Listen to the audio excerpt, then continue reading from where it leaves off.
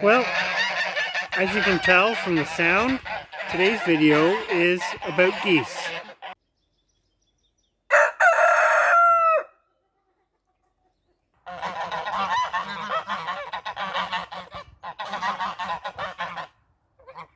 Well, now that the talking's done for a bit, essentially today was processing day for the bulk of what's going to be processed out of our goose flock this year. And as you can see, we've got some pretty distinct lines being drawn in the snow here as to who's with who. So this group up front is basically been together all year. 3 of them are adult birds, 2 of them are young from this year. And the group at the back is basically the exact same. You can see one of the hens is wandering off there a little bit on her own. But this is one thing about geese that does make them, one of many things, that does make them a little bit challenging. They do not integrate very well compared to some of the other poultry. This is a new goose to our flock. She's pretty small, and I think she also emphasizes a bit of the other challenge with building a goose flock. Really any kind of poultry or any kind of livestock. It's very difficult to get what I'm going to call quality birds, quality animals sometimes. As you can kind of see there, she's a lot smaller. And I'm going to explain my thoughts on this. Kind of bad on me. I purchased her sort of sight unseen, which is not something you should do. Don't recommend that. What's interesting about this is she's, no question, she's a buff colored goose, but that doesn't necessarily mean that she actually is an American buff goose. And what I think she is a cross between, or somewhere in her lineage, and this is totally guessing, which is one of the downsides to poultry, is really you're guessing and going on whoever you're purchasing from word. You have nothing else to go on other than the standard, and even with the standard, you don't 100% know that you're getting what you think you're getting, depending on what it is. Buff in geese is a sex-linked color. It's recessive, and I'm not an expert on this, but it is exactly that. It's a color. Now, the American Buff Goose has a specific type and size and whatnot based on the standard. What I think this newest edition is a cross between somewhere in her lineage, an American Buff Goose and a Roman Goose, because that's a cross that's been made, no, I'm not going to say a lot, but enough to produce basically tufted buff geese, which are smaller because you're crossing kind of a lightweight goose with a medium weight goose, and there's sort of the results. But because everybody's sort of keeping their distance and in their respective family groups, you can see we're pretty much back to calm at the moment. Now, the nice part of it is when we sort of reduce the numbers, they will integrate a bit, but it takes time. And when you're trying to build a flock of any kind of poultry, that can be problematic, because building a goose flock, unless you can purchase sort of a ready-made goose flock from somebody who's done all the legwork, is likely going to take you some time. It's likely going to require some pretty heavy culling, and you're likely going to have a hard time sort of purchasing everything you want right off the bat. You're going to have to work at it.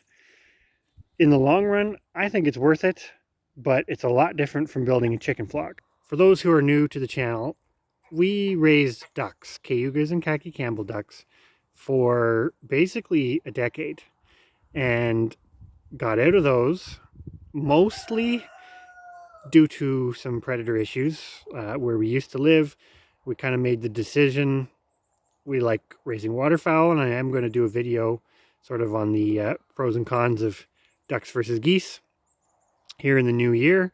But yeah, we made that decision because we basically couldn't keep the raven attacks from decimating our flock, which is exactly what happened.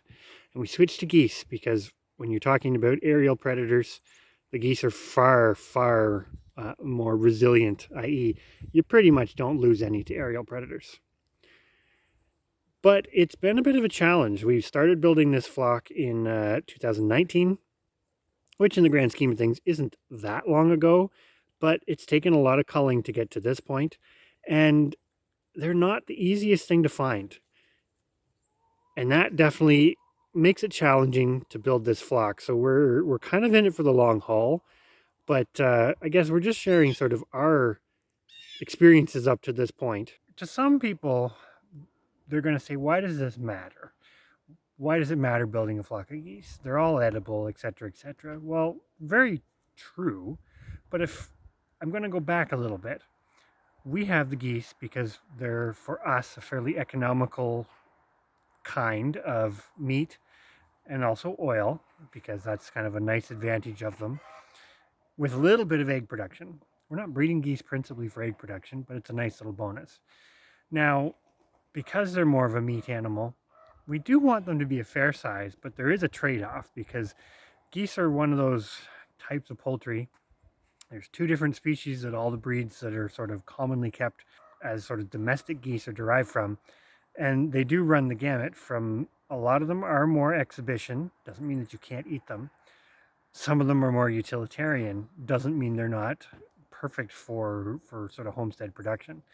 But thing for us is there's this balance between productive qualities and also temperament and just enjoyment of having them. I think that's a huge part of sort of the homestead scale food production. You want animals that are reasonably easy to handle, work with, etc., i.e., they're not super high strung, they're not super aggressive, they're not X, Y, and Z.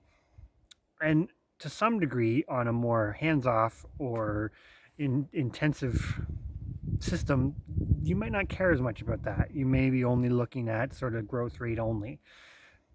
But temperament's a big one for us. And that one is part of what's made it sort of difficult for us, because we have brought some geese in that they've just had bad temperaments. Some of it could be because the buff geese, in my opinion, seem to be a bit of a catch-all, that if it is buff colored, people tend to think it's an American buff goose, but they don't understand there is other factors to it. If you took the color off, there are other factors. On the flip side, you could argue that some geese that people completely overlook and call certain things, i.e. the production Toulouse goose in particular, in body type, and some will argue with this, is much more similar to an American type goose, but it was never standardized, and therefore it's not considered valuable based on the standard. So there's lots of stuff going on there, but you don't necessarily have to get into the weeds on that. You just have to think of, what do you want? Why do you have said type of poultry, or in this case geese? What are you looking for in them?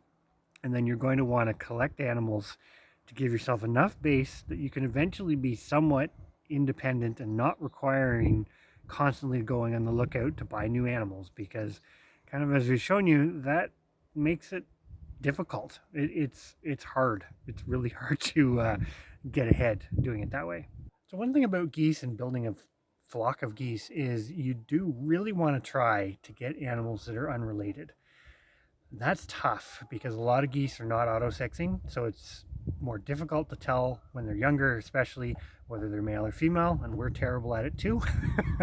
We're by no means experts, but it can be difficult to get unrelated birds. And something we run into fairly often is people selling pairs, but then when you get talking to them, you sort of realize, well, they're actually brother and sister. That's not a pair. That is two geese, and even if they've sexed them, it might be a male and a female, but they're obviously not unrelated. There's tons of trains of thoughts on inbreeding and outcrossing and all this sort of stuff, but I would strongly suggest when it comes to geese, because you don't have the same longevity of production like chickens do, i.e. chickens will lay, most chicken breeds will lay for a much longer period of time, which means you have a longer period to potentially get offspring to make your selection. Geese, you don't have that quite the same, although some breeds do lay more than others.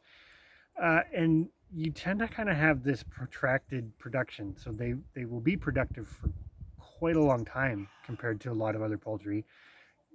It's not really unheard of to have a pair of geese for 10 years and still have them producing. So taking the time to get yourself unrelated pairs in the beginning can really save yourself a lot of grief later, because one thing we have found too, and we've had to do it, mixing and matching pairs later is really hard unless you completely get rid of one of the pair, because most of the time they are still bonded to that goose, and they'll basically do everything in their power to get back to them. So separating them with a fence, etc., doesn't always work.